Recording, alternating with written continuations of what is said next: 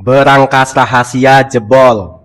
Di era dulu, mungkin para koruptor masih bisa tidur nyenyak setelah melarikan uang haramnya ke luar negeri. Namun hari ini, itu semua sudah tidak mungkin terjadi. Di bawah komando Presiden Prabowo, melalui aksi cerdas Menkyu Purbaya, membuktikan tidak ada tempat bersembunyi bagi para pengkhianat bangsa ini. Semua aset mereka akan terlacak dan dikejar. Miskin kau para koruptor. Ya udah teman-teman, tanpa berlama-lama, yuk kita simak penjelasannya. Tapi jangan lupa subscribe channel milik rakyat kecil ini, Keset Politik. Mereka harus ngerti, saya ini siap mati untuk bangsa dan rakyat ini. Saya tidak takut. Mafia manapun saya tidak takut. Apalagi ada Kapolri sama Panglima TNI. Masa kita takut? Apalagi kalau ada koruptor tertangkap, kalian lebih setuju mereka dihukum mati atau dimiskinkan sampai tak punya sepeser pun? Banyak yang minta hukum mati, tapi ternyata ada cara yang jauh lebih bikin mereka trauma dan gak bisa tidur nyenyak. Merampas seluruh harta hasil curiannya. Tapi anehnya, kenapa aturan perampasan aset ini justru paling sulit disahkan? Tonton video ini sampai selesai, dan tulis pendapat pedas kalian di kolom komentar. Tapi sebelum kita masuk ke babak pertama, kita butuh suara kalian. Video ini bukan cuma sekedar tontonan, tapi gerakan edukasi bersama agar kita sebagai rakyat kecil gak terus-terusan dibodohi dan ditindas oleh oknum mafia serta pejabat korup. Sekarang, coba tekan tombol like, subscribe, dan share video ini sebanyak-banyaknya ke grup WhatsApp keluarga dan teman kalian. Tunjukkan kalau rakyat bersatu. Dan coba absen di kolom komentar. Kecamatan atau kota mana kalian menonton video ini? Mari kita buktikan dari ujung Aceh sampai Papua, rakyat Indonesia kompak menolak korupsi. Simak video ini sampai detik terakhir, biar kita makin paham cara mengawal uang rakyat. Mari kita mulai dari kenyataan pahit yang saban hari kita saksikan bersama. Teman-teman Keset Politik, banyak koruptor yang dipenjara hanya beberapa tahun, tapi pas keluar rumahnya masih berdiri megah, rekeningnya tetap aman, dan anak cucunya masih bisa menikmati uang hasil rampokannya itu. Adil nggak menurut kalian teman-teman? Coba tulis opini tajam kalian di kolom komentar. Mengapa keadilan di negeri ini seringkali terasa melenceng jauh dari harapan masyarakat kecil? Kita tentu sering mengurut dada ketika membaca berita di media massa.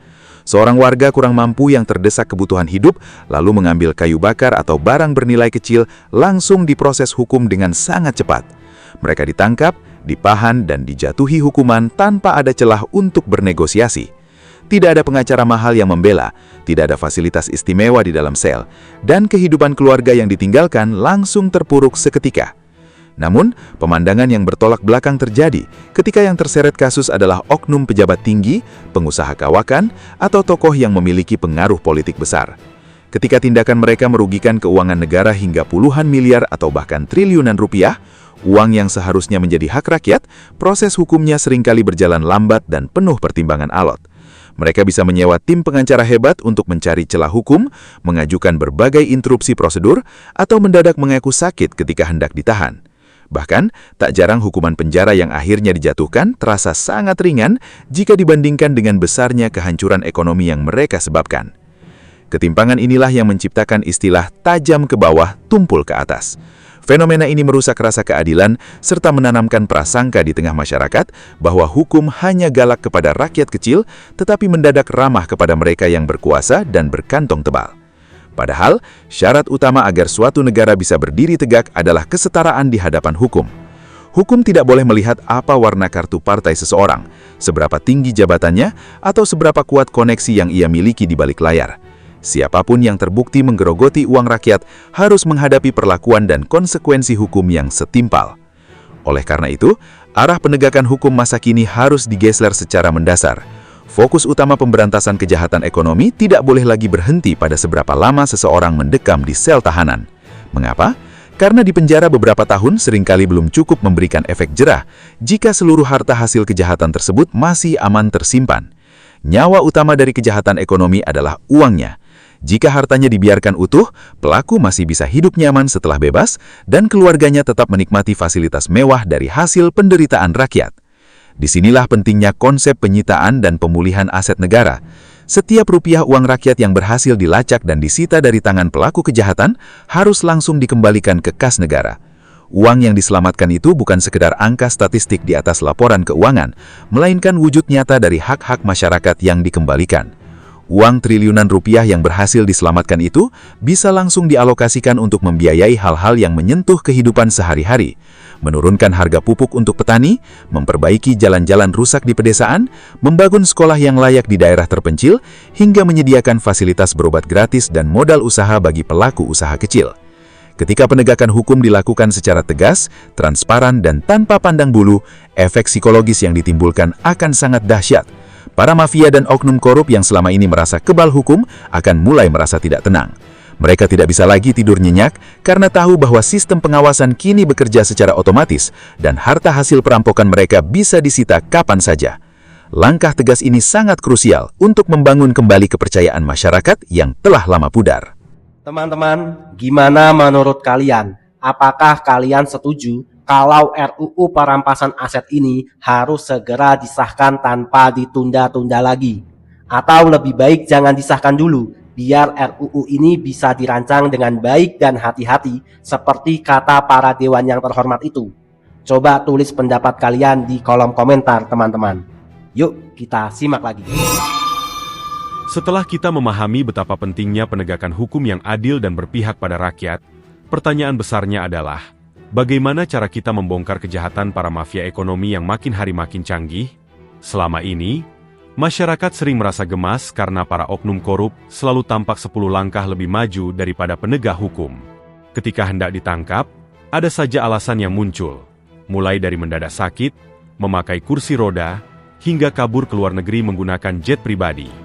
Belum lagi kepintaran mereka dalam menyembunyikan uang hasil kejahatan agar tidak terlacak oleh petugas. Namun, di era digital seperti sekarang, peta pertempuran melawan kejahatan ekonomi sudah berubah total. Strategi lama yang hanya berfokus pada penangkapan fisik orangnya kini telah diperbarui dengan metode yang jauh lebih mematikan, yaitu follow the money atau mengikuti aliran uangnya. Mengapa metode ini sangat ampuh? Seorang pelaku kejahatan mungkin bisa berbohong, memalsukan identitas, atau menyewa pengacara hebat untuk membela dirinya di pengadilan. Tetapi, uang hasil kejahatan tidak pernah bisa berbohong.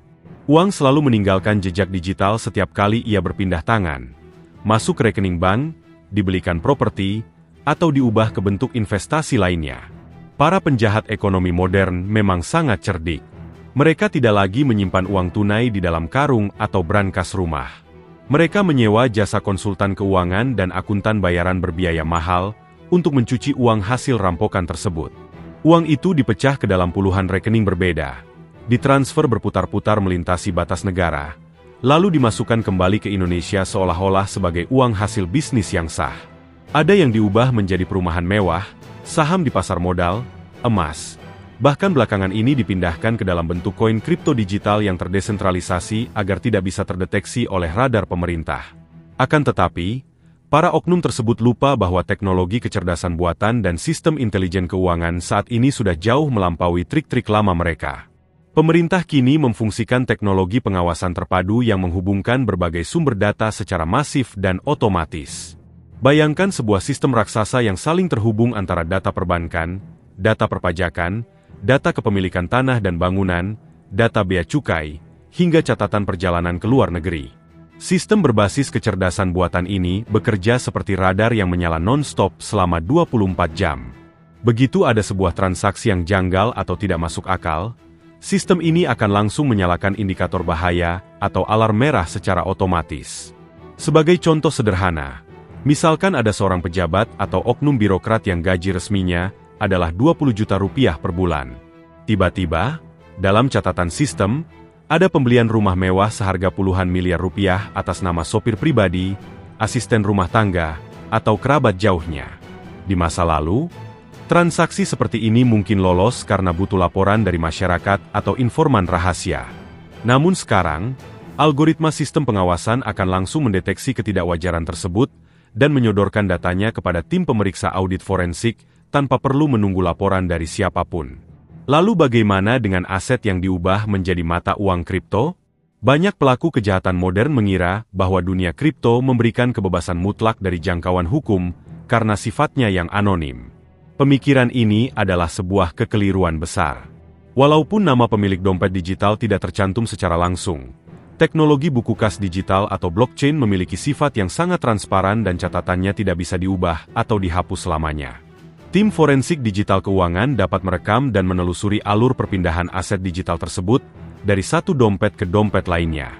Begitu uang kripto tersebut hendak dicairkan menjadi mata uang tunai di bursa penukaran resmi untuk dibelikan barang-barang mewah, disitulah petugas hukum sudah bersiap untuk melakukan pembekuan dan penyitaan. Pendekatan teknologi ini juga mengubah cara kerja pengawasan dari yang dulunya bersifat reaktif menjadi sangat proaktif dan preventif. Reaktif artinya petugas baru sibuk bergerak setelah uang negara habis digarong dan beritanya ramai menjadi skandal di media massa. Sedangkan pengawasan proaktif berarti celah-celah kebocoran ditutup rapat-rapat sejak awal, sehingga niat jahat untuk menyelewengkan anggaran bisa terdeteksi sebelum dampaknya makin meluas. Proses pengumpulan bukti digital dan pelacakan aset ini memang membutuhkan kecermatan, ketelitian, dan kerapian yang tinggi. Tim audit forensik tidak lagi terburu-buru melakukan penangkapan tanpa fondasi data yang kokoh. Mereka mengumpulkan rekam jejak transaksi perbankan, dokumen elektronik, korespondensi email, hingga memulihkan data-data percakapan telepon yang sengaja dihapus oleh para tersangka. Ketika jaring hukum ini dirajut dengan sangat rapat dan senyap, para pelaku kejahatan yang tadinya merasa aman justru sedang memasuki perangkap hukum yang tidak memberi mereka celah untuk meloloskan diri. Melalui integrasi data dan teknologi audit forensik digital ini, ruang gerak bagi para mafia ekonomi untuk menyembunyikan uang haram menjadi sangat sempit. Kegelapan dan kerumitan sistem adalah sahabat terbaik bagi praktik korupsi, sedangkan transparansi berbasis teknologi adalah cahaya terang yang membakar habis kenyamanan para pelaku kejahatan. Dengan membekukan aliran dana dan menyita pasokan logistik keuangan mereka, kekuatan politik maupun perlindungan hukum yang selama ini mereka banggakan akan melemah dengan sendirinya.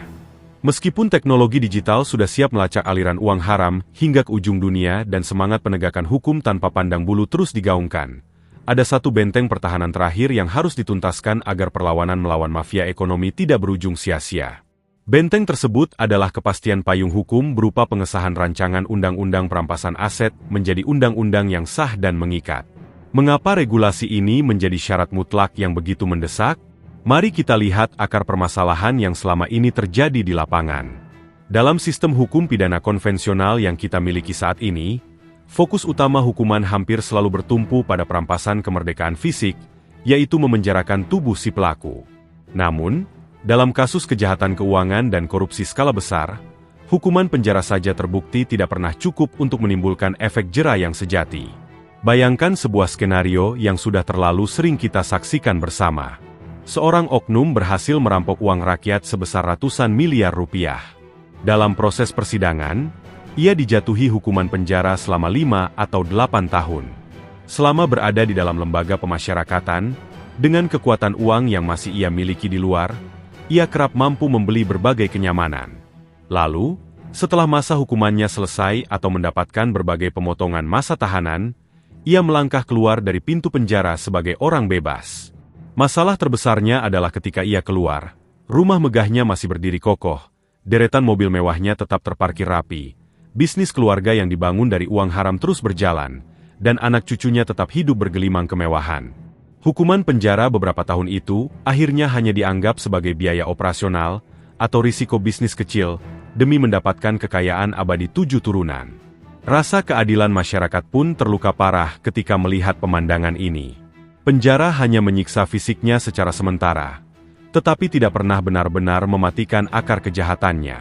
Disinilah RUU Perampasan Aset hadir sebagai pengubah permainan yang paling ditakuti oleh para penjahat ekonomi. Filosofi utama dari aturan ini adalah memisahkan antara proses hukum terhadap orangnya dan proses hukum terhadap hartanya. Selama ini, untuk menyita harta seorang koruptor, aparat hukum harus menunggu proses sidang pidana orang tersebut selesai sampai memiliki kekuatan hukum tetap, yang prosesnya bisa memakan waktu bertahun-tahun dan penuh dinamika politik.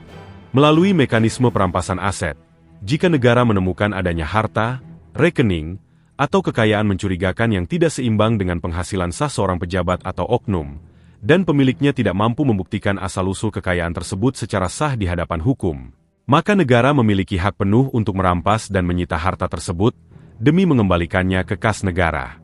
Sederhananya, beban pembuktian kini dibalik.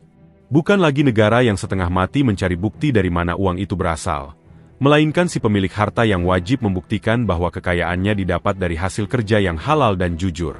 Namun, pertanyaan besar yang kemudian muncul di tengah masyarakat adalah, jika aturan ini begitu bagus, sangat berpihak pada rakyat, dan terbukti mampu menyelamatkan keuangan negara, mengapa proses pengesahannya di tingkat parlemen terkesan selalu berjalan alot, dipenuhi perdebatan yang berbelit-belit, dan terus-menerus mengulur waktu? Rakyat kecil tentu memiliki hak untuk bertanya dan merasa curiga. Berbagai alasan prosedur acap kali dilontarkan ke publik. Mulai dari alasan tidak ingin tergesa-gesa, masih perlu mendengarkan masukan dari berbagai pihak, hingga mengedepankan kehati-hatian dalam perlindungan hak asasi manusia. Padahal, draft aturan ini sudah diajukan dan didorong sejak bertahun-tahun lalu. Publik melihat bahwa penundaan yang terus berulang ini bukanlah sekadar masalah teknis penyusunan pasal, melainkan adanya pertarungan kepentingan yang sangat sengit di balik layar. Para mafia ekonomi dan oknum politisi sangat paham bahwa begitu undang-undang ini disahkan, pintu pelarian mereka akan tertutup rapat. Mereka tidak akan bisa lagi bersembunyi di balik kekuasaan, atau menggunakan uang hasil kejahatan untuk menyewa perlindungan hukum. Kehadiran undang-undang ini ibarat pedang keadilan yang siap memotong jalur logistik kekayaan haram mereka sampai ke akar-akarnya. Ketakutan inilah yang membuat aturan ini selalu menghadapi tembok penghalang yang kokoh di ruang-ruang pembahasan. Padahal, jika kita berbicara tentang hak asasi manusia, hak rakyat kecil yang uangnya dirampok dan dijarah jauh lebih mendasar untuk dilindungi. Uang triliunan rupiah yang hilang akibat korupsi adalah hak atas pendidikan anak-anak bangsa, hak atas fasilitas kesehatan yang layak, hak atas jalan raya yang aman, serta hak atas harga kebutuhan pokok yang terjangkau bagi seluruh masyarakat. Mengulur-ulur pengesahan aturan perampasan aset sama saja dengan membiarkan kebocoran anggaran terus terjadi dan membiarkan para perampok uang rakyat bernapas lega. Oleh karena itu, pengesahan regulasi ini bukan lagi sekadar wacana hukum atau bahan perdebatan akademis di ruang seminar, melainkan sebuah kebutuhan darurat nasional. Negara harus berani mengambil keputusan tegas demi menyelamatkan masa depan perekonomian bangsa. Tidak boleh ada lagi kompromi di bawah meja atau taktik mengulur waktu. Koruptor bukan hanya harus dipenjara untuk mempertanggungjawabkan perbuatannya, tetapi wajib dimiskinkan hingga tak tersisa sepeser pun harta hasil curiannya. Hanya dengan cara inilah, wibawa hukum dapat ditegakkan kembali, rasa keadilan rakyat dapat terobati, dan seluruh kekayaan negara dapat sepenuhnya dikembalikan untuk kesejahteraan seluruh rakyat Indonesia. Di tengah dinamika bangsa yang terus bergerak maju, harapan akan lahirnya Indonesia yang lebih bersih, berkeadilan, dan sejahtera kembali membumbung tinggi di dalam dada seluruh rakyat Indonesia. Di bawah kepemimpinan Presiden Prabowo Subianto, masyarakat luas menaruh tumpuan kepercayaan yang begitu besar agar roda pemerintahan dapat berjalan di atas rel keadilan yang sesungguhnya. Harapan ini bukanlah sekadar impian kosong tanpa dasar, melainkan sebuah kerinduan mendalam dari jutaan rakyat kecil di pelosok Nusantara, dari ujung barat Sumatera hingga tanah Papua, yang merindukan sebuah negara yang benar-benar berdaulat atas kekayaannya sendiri dan hadir sepenuhnya untuk mengayomi seluruh warga tanpa terkecuali. Salah satu harapan terbesar yang terus digaungkan oleh masyarakat adalah hadirnya keberanian dan ketegasan mutlak dalam melawan para koruptor dan mafia ekonomi yang selama ini menggerogoti uang negara. Praktik penyelewengan, suap, dan perampokan anggaran publik adalah parasit mematikan yang selama puluhan tahun telah merampas hak-hak mendasar masyarakat. Uang triliunan rupiah yang seharusnya bermuara menjadi sekolah yang berkualitas, rumah sakit yang terjangkau, jalan-jalan desa yang mulus, subsidi pupuk bagi petani, serta modal usaha bagi para pelaku UMKM, seringkali menguap begitu saja ke dalam brankas pribadi para oknum yang tidak bertanggung jawab. Rakyat telah berada pada titik jenuh melihat drama hukum yang kerap kali dinilai belum memberikan efek jera yang sejati. Oleh karena itu, narasi perubahan yang kini dinantikan oleh bangsa ini bukan lagi sekadar pemenjaraan fisik bagi para pelaku kejahatan keuangan. Rakyat menegaskan sebuah prinsip keadilan yang mendasar. Koruptor tidak boleh hanya dijebloskan ke dalam sel tahanan selama beberapa tahun, tetapi seluruh aset dan harta haram hasil kejahatan mereka wajib disita dan dirampas oleh negara. Mengapa hal ini sangat krusial? Karena nyawa utama dari kejahatan ekonomi terletak pada uangnya. Memenjarakan tubuh seorang koruptor tanpa menyentuh kekayaan haramnya hanya akan menjadikan hukuman penjara sebagai jeda waktu sementara, di mana setelah bebas mereka masih bisa menikmati hidup bergelimang kemewahan dari hasil penderitaan rakyat. Pemulihan aset negara, aset recovery, melalui perampasan harta hasil korupsi adalah jalan terbaik untuk mengembalikan apa yang menjadi hak mutlak rakyat Indonesia. Setiap rupiah yang berhasil dilacak, disita, dan dikembalikan ke kas negara adalah wujud nyata dari pengembalian hak-hak masyarakat yang sempat terenggut. Uang yang diselamatkan itu dapat langsung diputar kembali untuk membiayai program-program pembangunan yang berdampak langsung pada kesejahteraan rakyat kecil. Ketika negara berani mengambil tindakan tegas untuk memiskinkan para mafia dan perampok uang publik, disitulah rasa keadilan masyarakat akan terobati dan wibawa hukum akan tegak berdiri dengan megahnya. Di balik ketegasan menuntut keadilan tersebut, rakyat Indonesia pada hakikatnya tidak pernah kehilangan rasa optimisme. Di tengah riuhnya pemberitaan mengenai oknum-oknum yang menyalahgunakan wewenang, masyarakat tetap memelihara kepercayaan bahwa di dalam struktur pemerintahan masih sangat banyak pejabat, abdi negara, dan wakil rakyat yang memiliki integritas tinggi, berhati bersih, serta tulus bekerja siang dan malam demi kemajuan bangsa. Mereka adalah para pejuang birokrasi yang bekerja dalam keheningan, menolak godaan kompromi haram, dan konsisten memegang teguh sumpah jabatan demi melayani masyarakat. Kehadiran para pejabat yang jujur dan berdedikasi inilah yang menjadi pilar penopang kekuatan bangsa, memberikan teladan bahwa kekuasaan sejati adalah alat untuk berbakti kepada rakyat, bukan untuk memperkaya diri sendiri. Sebagai warga negara yang mencintai tanah airnya, rakyat Indonesia menyadari betul bahwa perjuangan mewujudkan pemerintahan yang bersih tidak bisa hanya dibebankan kepada pemerintah atau aparat penegak hukum semata. Rakyat memiliki peran sejarah yang sangat penting untuk menjadi benteng pengawal perjalanan bangsa ini. Melalui kesadaran kolektif, masyarakat dari berbagai lapisan akan selalu menggaungkan narasi persatuan dan kesatuan. Persatuan adalah senjata paling ampuh untuk melawan berbagai bentuk manipulasi, adu domba, dan upaya pelemahan yang seringkali dihembuskan oleh para mafia ekonomi yang merasa terancam oleh penegakan hukum yang tegas. Ketika rakyat bersatu, berdiri rapat dalam satu barisan yang kokoh, dan secara aktif mengawal setiap kebijakan publik, maka ruang gerak bagi para oknum korup akan tertutup rapat. Persatuan seluruh elemen bangsa, antara pemerintah yang tegas, aparat yang berintegritas, dan rakyat yang kritis namun konstruktif, adalah kunci utama dalam menjaga kedaulatan negara kesatuan Republik Indonesia. Kedaulatan tidak hanya berbicara tentang menjaga garis perbatasan dari ancaman luar, tetapi juga menjaga brankas kekayaan bangsa dari perampokan di dalam rumah sendiri. Doa dan harapan terbaik senantiasa dipanjatkan agar Presiden Prabowo beserta seluruh jajaran pemerintahan senantiasa diberikan kekuatan, keberanian, hikmah, dan perlindungan dalam menjalankan amanat sejarah yang besar ini. Semoga Indonesia di masa depan tumbuh menjadi bangsa yang makin kuat, adil, makmur, dan dihormati di panggung dunia. Sebuah negeri tempat hukum berdiri tegak tanpa pandang bulu, tempat para koruptor tak lagi memiliki ruang untuk bersembunyi, dan tempat seluruh rakyatnya dapat menikmati hasil kekayaan alam serta anggaran negaranya secara merata. Merdeka! Oke teman-teman, terima kasih masih bersama Keset Politik.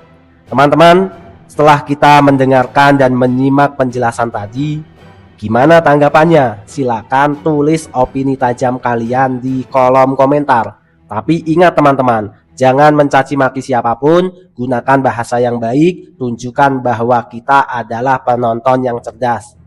Teman-teman, sekarang kita beropini, ngobrol cantik sambil minum kopi. Kita minum kopi dulu teman-teman. Alhamdulillah, nikmat sekali. Teman-teman, kalau kita mau jujur, kita bicara dari sudut pandang rakyat kecil yang tiap hari banting tulang mencari sesuap nasi. Urusan korupsi di negeri ini sebenarnya sangat simpel. Rakyat sudah sangat capek. Rakyat sudah sangat muak melihat koruptor terus-terusan menindas kita. Kita mau korupsi hilang dari bumi Indonesia. Teman-teman, bayangkan saja kehidupan kita sehari-hari sebagai rakyat kecil. Kalau bayar pajak harus tepat waktu. Kalau terlambat, kena denda. Kalau ada rakyat miskin yang kepepet karena perutnya lapar, lalu mengambil barang kecil yang bukan haknya, hukumannya langsung, hukumannya sangat cepat dan tega. Langsung ditangkap, kadang digebukin dulu, terus dijebloskan ke penjara, dan keluarganya di rumah langsung kehilangan tulang punggung. Tapi teman-teman, anehnya, kenapa kalau yang diperiksa itu oknum pejabat tinggi, yang diperiksa pengusaha kaya, yang diperiksa orang yang punya pengaruh politik, hukum kita mendadak jadi loyo dan penuh pertimbangan. Mereka yang merampok uang rakyat sampai berulang-ulang kali dan nilainya tidak sedikit, bahkan sampai triliunan rupiah, uang yang harusnya jadi perbaikan jalan, menjadi modal usaha kecil, atau menjadi fasilitas sekolah dan berobat murah, malah seringkali masih bisa tersenyum lebar para oknum-oknum koruptor ini. Saat mereka ditangkap, mereka bisa berpura-pura sakit. Mereka nanti diberikan fasilitas mewah dengan alasan staminanya tidak baik, kondisi kesehatannya tidak baik. Mereka pun di pengadilan bisa menyewa pengacara mahal, dan pas masuk penjara pun tempatnya masih dapat tempat yang nyaman, teman-teman. Yang bikin paling dada kita sesak adalah saat mereka keluar dari penjara, teman-teman. Setelah ditahan beberapa tahun, mereka tetap bisa keluar, mereka tetap bisa bebas dan masuk ke dalam rumah yang megah, yang masih kaya raya, rumahnya mewah, mobilnya masih banyak, dan anak cucunya masih hidup bergelimangan harta dari uang hasil rampokan. Jadi buat mereka penjara itu cuma seperti jalan-jalan sebentar.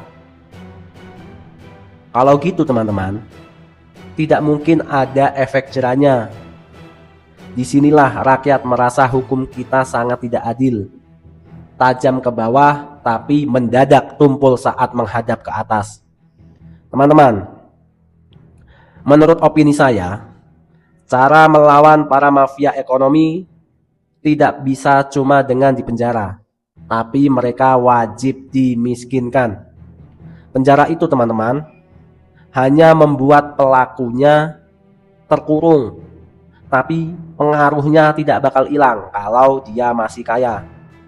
Teman-teman, banyak sekali cerita-cerita bahwa seorang korupsi yang dipenjara, seorang koruptor yang dipenjara masih bisa mengelola bisnis-bisnis haramnya dari dalam sel.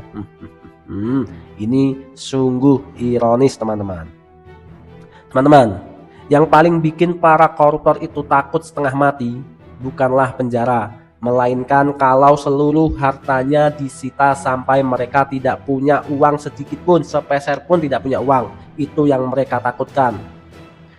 Uang hasil rampokan mereka mau disembunyikan di bawah tanah, diubah jadi rumah mewah, dimasukkan ke rekening keluarga atau saudara, atau diubah jadi bentuk uang digital kripto di luar negeri, semuanya harus dilacak dan disita balik oleh negara.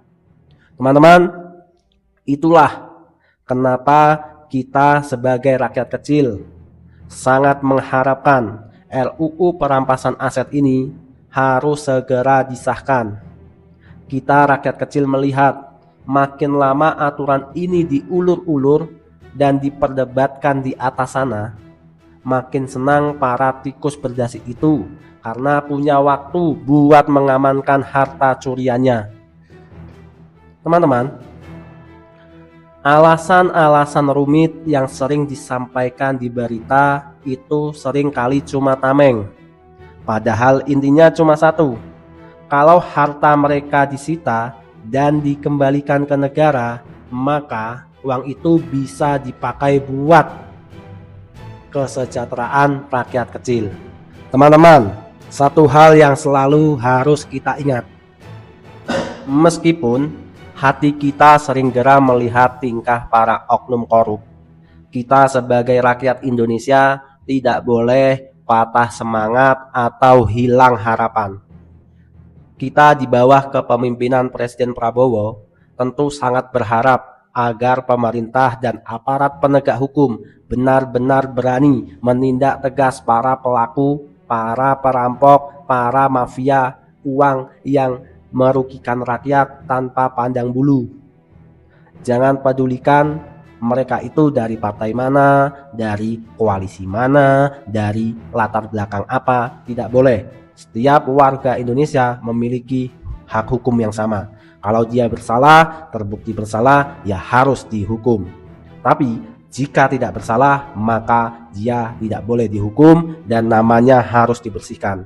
Teman-teman, kita juga masih sangat percaya di luar sana masih banyak pejabat, polisi, jaksa, dan abdi negara yang jujur, yang bersih, dan yang tulus bekerja demi rakyat. Merekalah yang harus kita dukung penuh. Teman-teman, terima kasih sudah menyimak. Terima kasih. Jangan lupa dukung channel ini dengan cara like, komen, dan subscribe teman-teman. Bagikan juga video ini agar video kita menjadi sarana kita untuk menggaungkan narasi persatuan. Teman-teman, saya Irham, host Keset Politik, undur diri. Sampai bertemu di video selanjutnya. Merdeka, merdeka, merdeka, hidup rakyat Indonesia. See you next time.